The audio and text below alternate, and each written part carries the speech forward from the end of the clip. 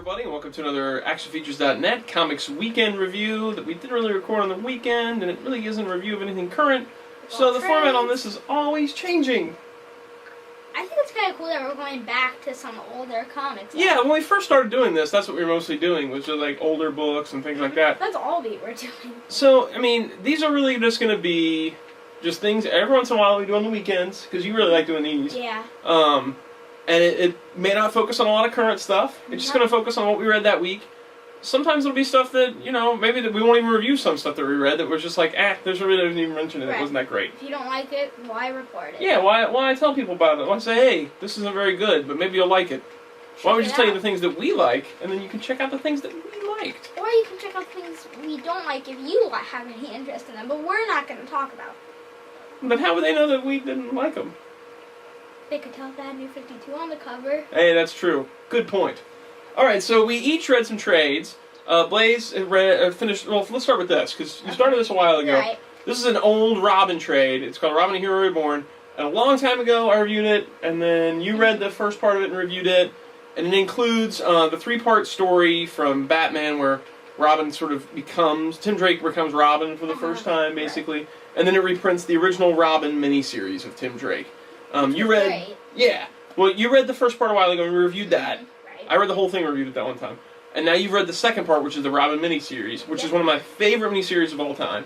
I love that miniseries. And I'll basically give the synopsis and then you can tell your thoughts on it. Is that okay? What was your favorite trade? I just wanted to know. Oh, Dark Knight Returns. I meant favorite miniseries. Dark Knight Returns. Oh, that was a miniseries? Yeah. But Robin is up there. I love that Robin miniseries. Basically, it's Robin sort of learning, he's going off on his own to kind of train and become Robin. And so he goes to study this ancient martial art, that's where he takes his first step. But then he becomes involved with this, like, drug cartel type guy, and he gets involved with an ex-DEA agent who's had his family killed, and this gang of you know, teenager type guys, and Lady Shiva, and it just keeps kind of just spinning out of control from there. And then there's like the bubonic plagues involved. Right. And it's Robin's sort of coming-of-age story where he goes on his own and really has to face a big bad guy sort of on his own for the first time. I'm not sure if I could say what happened at the end. Yeah, you don't want to say too much. Older. Yeah, I mean, all of these things, we're going to try our best not to spoil stuff. Because we're not going to say, hey, go check out a trade. And then tell you what it is. That would be wrong. They'd be like, hey, I like this movie. Here's how it ends. Who'd do that? I know, right? By the way, the ending of this movie... No. Yeah. So, that's the gist of it. It's got art by Tom Lyle, and it's written by Chuck Dixon. I love it, and I still love it to this day. It's one of those comics that I will, if I'm out of shop or something like that, that I haven't been to before, I'll dig and see if they've got the original Robin miniseries. And I'll almost always buy whatever they have of issue 1. We were allowed to... When we were at the comic... like convention. The Cincy Comic Con? Yeah. Not Cincy Comic Con. My bad. The Cincinnati Comic Expo. Okay. You got like 5 issues of Robin 1. They had them in that doc, so I was like, I'm going to buy all these. Yeah, it's just one of those things that I love that book so much. As a kid, I remember reading it. It's one of those books that I read with like under the cover with a flashlight and just like loved it, loved it, loved it. I loved it. I had this trade and just fantastic. What did you think? That trade was really good. I liked how they were talking about how you need to choose a weapon, and he chose the thing that wouldn't kill. Yeah, he had 2 weapons he could choose in that. He chose, well, we won't say what they are, but they were both clean weapons, he says, you know, that they're not like a sword or, you know, a mace or something like that that's really going to maybe kill somebody or really maim them.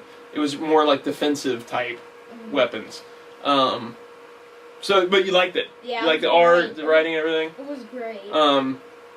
Yeah. You've already said your favorite part. Another cool thing about this trade, you can get this... Yeah, you just said where you pick the weapons, I thought. Oh, yeah. Is that your favorite part? No, I maybe say you like that. Part. Oh, what's your favorite part? Without spoiling stuff. I get... So We'll think about it, we'll come back to it. Oh, I know my favorite part, but I can't say it. Oh. Well, he has a favorite part. He can't say it. Yeah. Yeah. Read Is it the at the end where he's fighting the main bad guy? Okay. Yeah, I know the part you're talking about. There's a part at the end where he's fighting the main bad guy, and something goes on. Something happens. We can't really say what it is. No. But it's good, man. Yeah. And it makes me miss Tim Drake. as Robin, and this old continuity, and how fun these books were back in even the 90s. I mean, probably people complain about 90s books, but it just reminds me of just like how much fun I had reading these comics. Well, actually, Batman 90s wasn't earlier 90s. Wasn't that bad? I'm not sure about later 90s. Yeah, well, some people say the 90s were just gimmicky type time, and that's it. In this Robin trade, there's a cool schematic of the Robin suit that I've always thought that was really, really neat. I'm going to do mine, and you can do yours. Okay. Does that sound good? Yeah. Okay. I reread. I've been seeing these Man of Steel trades at my comic shop, and they're up to volume 7 now. It's kind of reprinting John Byrne's run on Superman from the 80s, back after Crisis on Infinite Earths, when they kind of pared down Superman's powers a little bit and kind of got back down to the essentials of what made Superman Superman and his origin and things. And John Byrne did a mini-series called Man of Steel, which was 6 issues and kind of set the status quo for what Superman was at the time. Mm-hmm. Well, I just wanted to say something about Superman. I could go up to half my friends and say, did you know Superman has X-ray vision? And they're like, what? All he has is like flying, lasers, and strings. And I could go up to every kid in my class and they'd be like... What about the freezing breath? Do they know about the freezing breath? Most likely not. Okay. Most likely not. Well, it's, it kind of, it's crazy that kids don't know about Superman nowadays. Well, they didn't even use some of those powers in that new movie. Anyway, let's go off, we're going off tangents. Alright, so in this miniseries, it kind of just sets it down to like, and it's a 6-issue series where it's not one full story that flows throughout them all, but it's kind of moments throughout leading up to like current time where he's at. Like back at Smallville, and him kind of discovering his powers and becoming Superman for the first time, meeting Lois, going to the planet, meeting Batman for the first time, and all these are just little stories. When he met Batman, was that cool for the first time? It was really cool. This isn't like high art or like really thought-provoking drama or something like that, like The Watchmen or V for Vendetta. Yeah, nothing like that. This is just kind of some fun stories where you don't need to, be looking for it to be an epic. See, that's how Superman was. He had those fun stories. He did have some of the mind-breaking moments, like the death of Superman and all that. Yeah. But to me, Superman was more that fun hero that you could. That's what it is here. Yeah, and that's what that's why I wanted to start picking these up again. Volume 1 of the new reprints is like out of print, and you have to get it like on secondhand places. But I had this old trade, so I figured I'll just read that one, and then I'll lead into the 2, 3, 4, 5, 6, 7. Right. So I'll probably be doing a lot of these and reviewing as I go. I've given you kind of the gist of what happens in these. There's the first encounter with Bizarro, the new version of Luthor that was at this time. He wasn't a mad scientist anymore. He was a businessman. Right. Which is kind of like flowed since then, that Luthor's more of the corrupt businessman type guy. That people don't really know that he's Luthor?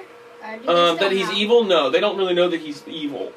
Like, it's Luthor is the kind of evil businessman type of thing. They probably know that he's a trickier character. But well, no, a lot of the world doesn't know. They just think he's like a businessman guy. But the smart people, like Lois Lane and Clark Kent and stuff, have figured it out that he's a bad dude. They're just not really reporting it. Well, they do their best.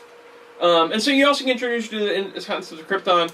And for like 20-some years, this was Superman's origin right here. This was it. Birthright changed it a little bit, but now we have like the new 52 and it's all gone. And it's a shame. So I really enjoyed it. I can't wait to read more John Byrne Superman. Again, it's not high art, but it's coming from a time in comics where things were getting different, and they were making it more accessible, but not to the point where it's like the New 52 where they've gotten rid of everything. It was the time of Crisis on Infinite Earths, Dark Knight Returns, Man of Steel, all these books that were just like really good books. Right. It was a good time. Alright, so Blaze, I had said to Blaze he was wanting to read Under the Red Hood. Right. And I said, you should really read Hush first, before you read Under the Red Hood. Right. And so I let him borrow my Hush trade, and he tore through it in like 5 hours. I stayed up till like 11 that night too, because I was at my cousin's house. You were so intent on this book. I didn't, like, she was trying to talk to me, I was like, yeah, I was literally... You were so into it. Uh-huh. You got up early the next morning to finish it off. Uh-huh. Now Hush, it came out years ago. I can't remember when this was first published on. If I remember right, it was this like... trade or the actual... No, the actual comics. 2002, it looks like. Around 2002, this storyline called Hush came out. Right. And it was a big deal because it was Jim Lee on Batman. And Jim Lee was a superstar artist. He's still a superstar artist. I didn't really get it up to that point. I thought he was okay on X-Men, okay on Wildcats. But this really honed it in for me that, okay, Jim Lee really is kind of awesome. What did he do recent? Superman Unchained. He did Superman Unchained.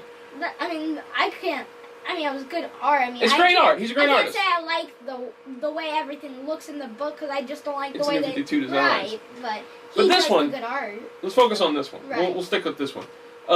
In this one, it was so that I hadn't really seen Batman and all these villains portrayed like this and looking like this up to this point, and it was really just a cool art and a cool combination of story and art.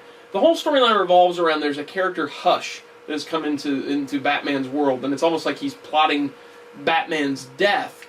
And all these other villains are being kind of orchestrated throughout, and you've got appearances by Killer Croc, and by Harley Quinn, and Joker, and really, Two-Face, and all these characters, Poison Ivy, Superman's weaved in here. And it's all a mystery that's going on, and you're watching all the pieces move into play, and you're trying to figure out who Hush is as this is going on. Right. And as I was reading it month to month, and I was really excited about who Hush was and finding out who he was. I was reading it 30 minutes to 30 minutes. Yeah, you didn't have quite the ordeal that I had to go, the year-long waiting to find out who Hush was. So for me, when you find out finally who Hush was, I'm not going to say who it was because I don't want to ruin it. For me, it was a bit disappointing. It's because you've been reading it for a year. Yeah, because it was really built up to something. Plus, there's something that happens in the book that you're like, wow, that's crazy, and then it kind of like goes down from there. It's still a great read. It's fun. You shouldn't just base it on the fact that maybe the reveal wasn't as good as it could be. I mean, it's good. It's just not as good. Yeah. It's still a good book. It's great with art and story. I think it's. The dialogue and the character portrayal and everything like that is just a lot of fun in this book. Right. So what were your thoughts on Hush? It was so good.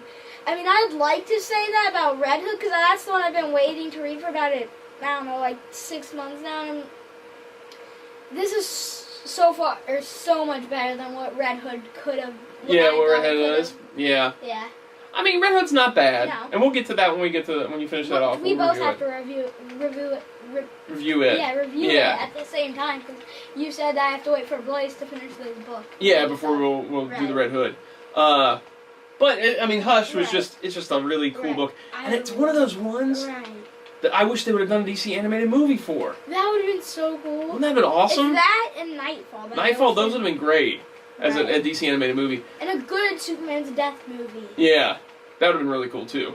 I was really happy. I kind of knew that you would like Hush, because it's more of a not to keep going back to this word, but more just like a fun book, like Man of Steel was, as opposed to Dark Knight Returns is really a serious drama, and there's a lot of character, just moments in there. Whereas this is more just like a fun seeing Batman against all his villains, a mystery type thing going on. Sort of like, Nightfall was a mystery, but that was a fun sort of to all the villains. Just him versus the villains type thing, and not really getting into the psychology of the characters and stuff like that.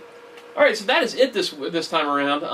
Like we said, we still are reading some current books too, but unless it's something that really, really grabs us and we feel like we got to tell you, it's just not. It's not in the cards right now. Current stuff isn't as good. It's not. It really isn't. And that isn't... Okay, maybe that's slightly my influence on Blaze, but it's also a matter of him, what he reads and what he likes. So... Some of that Marvel Now stuff isn't bad. No, the Thor and Cap runs were great, I thought. Alright, so we're going to sign off on this one, and we will see you guys next time. Bye.